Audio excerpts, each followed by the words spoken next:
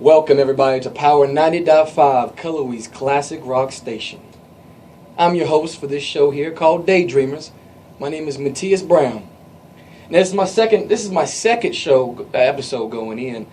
If you missed out on the first time, my first episode was actually last Sunday, and I actually got the chance to speak, and I spoke about change and how interpersonal change, and I actually told a story about the two wolves, and it was a Cherokee Indian who had spoke about it, and I got some good feedback on that for everyone who had called in, and he actually sent me something.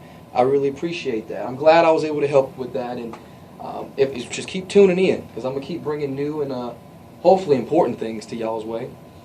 So like I said, we let off with that, but today I want to talk about something that it feeds off to what I said in the last show, where I talked about change and interpersonal change, where you want to change the inside out.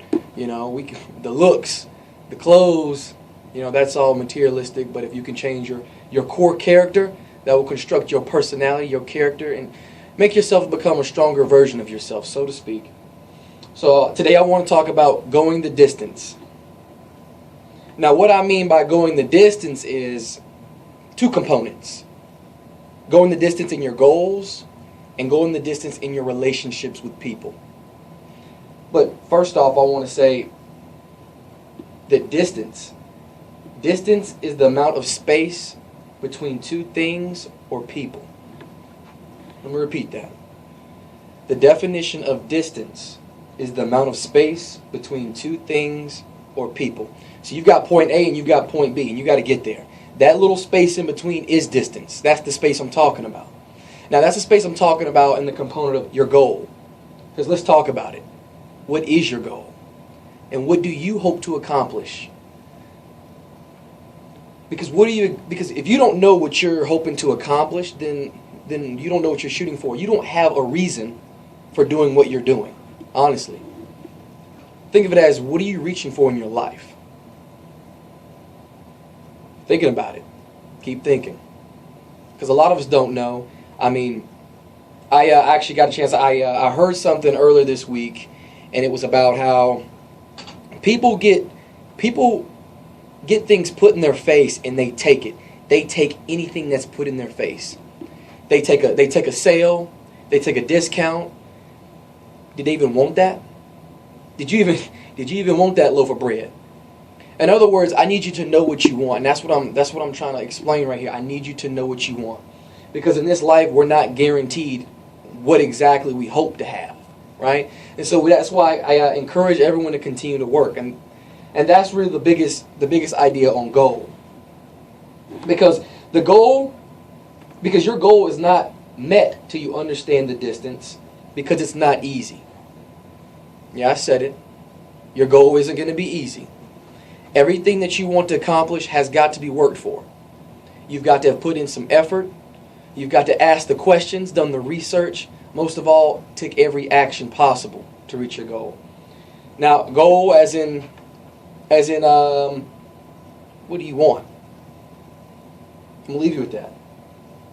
What do you want? Now, we're going to continue to go about distance, then we're going to talk about some things now. We're going to talk about some relationships. Now, I am talking about a people relationship, a relationship with yourself, a relationship with materialistic things. It's that connection. That's what I'm talking about. I'm talking about a relationship as in a connection, a bond. What holds things together? Who do you love? Yeah, I said it. Who do you love? Because a lot of you y'all don't know what y'all want, so how you gonna know what you gonna love? Like, what do you love? You love your parents, you love your family, your friends. They've done a lot for you. Do you appreciate what they do? Honestly, have you even told your mother and father, I appreciate them? Now, typically, when I call my mother, you know, the first thing that she'll say is, Tis, what done happened? What do you need? And I'm saying I'm not perfect, right? And it gets to the point where I call my mother when I do have problems. And do I call my mother enough? Do I call her to say, hey, I just appreciate you, and I'm doing very well up here, and thank you? Well, I do now because I'm more appreciative now. I'm more grateful. I've always been grateful, but I'm more appreciative, and I'm blessed. I'm gonna say it again. I'm blessed. You're blessed. So tell the person you love. Tell them that you love them. But who do you love, right? So who do you love, and who's benefiting your life? Think about it. Who has made impacts on your life right now, and who has influenced you has encouraged you to want to achieve things, desires that you have, desires they have. I mean, we live in a world where it's who you know. That's what it's getting down to. It's who you know. But you can't depend on it, so to speak. You can't depend on it. You've got to know things for yourself. But if you don't know, it's okay. There's people out there that do know. You got to go out there and reach out to them. So who's benefiting your life? Who's the positive impact in your life? Now, I talked about change in my last show. And I talked about how the two rules, and it's the component of evil and the component of good. Now let's look at it as, is the good benefiting you more than the evil, right? How is evil benefiting you? And now how is good benefit you in life? Who's influencing you? And I got a story for you now. It ain't no love story now. Y'all think I'm talking about love, but I ain't.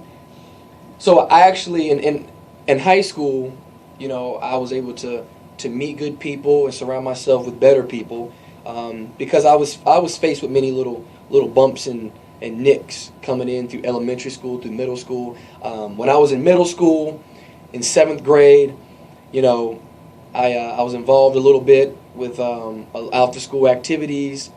I was an AB student. I was throwing in them A's and B's so fast. Nothing less, nothing more, really. But I had a bunch of friends. I had some great friends with me. And every single day, my boys and I would get together every single day. Now, in middle school, you go outside and play. We didn't play video games that much. We'd go outside and play, and we'd all just hang out. I mean, we weren't getting in no trouble, you know, because we don't have time for that. I mean, honestly, do we have time for trouble? Ask yourself that. So we were always getting into something, having a great old time, you know. But it got to the point where it was so repetitive that I was coming home, dropping the bag, grabbing a snack, seeing my boys. I'd leave my backpack there, and I wouldn't get back to it till I got back home from seeing my boys and hanging out with my friends and whatnot. I'd get home at 3. I was out the door at 3:10, and I mean, I'd get back home 7:30 every night, you know. My mama called me in, Tias, come on in, it's time to eat. You get ready for bed, shower up. And I'd go to bed 8:30, 9 o'clock. I mean, in the time I spent coming back, man, was showering and eating. I spent probably 30, 40 minutes doing homework every day.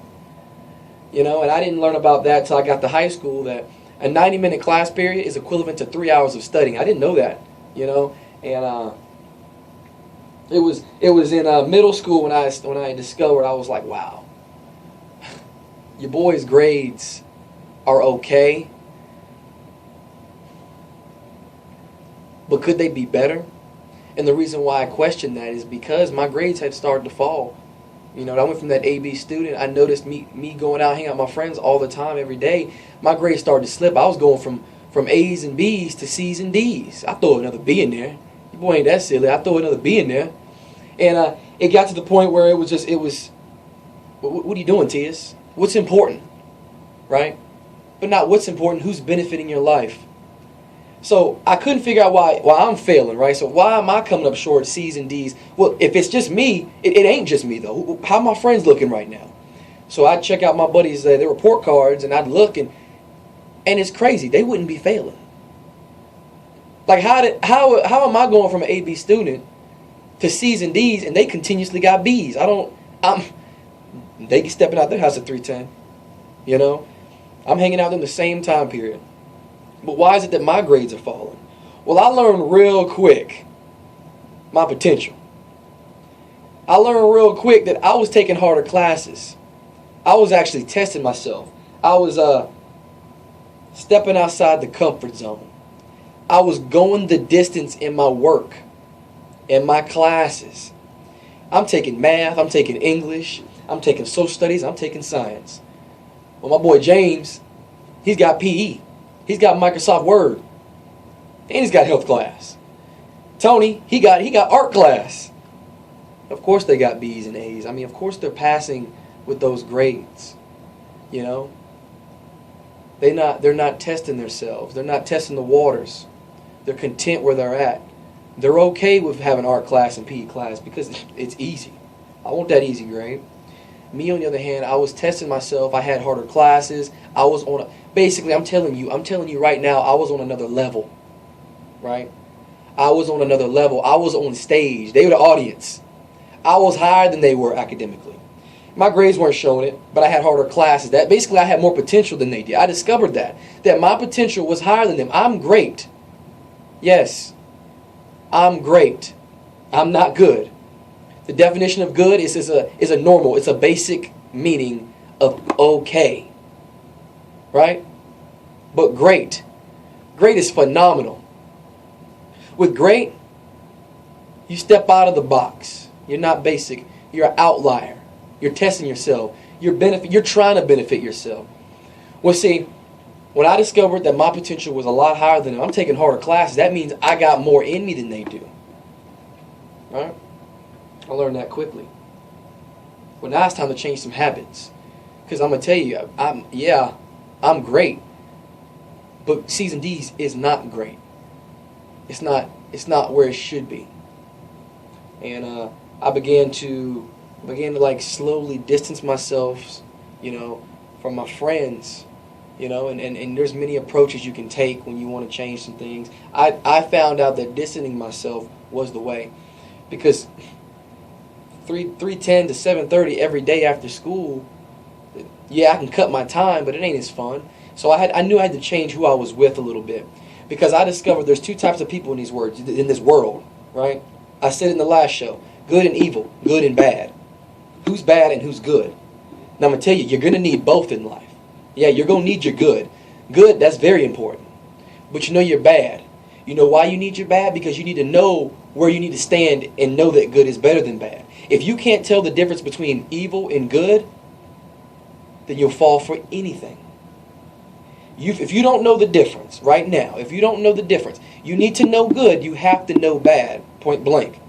So that's why I'll say that evil is acceptable in a way. It's acceptable in the way of knowledge and research and discovery. You discover evil, you'll know good.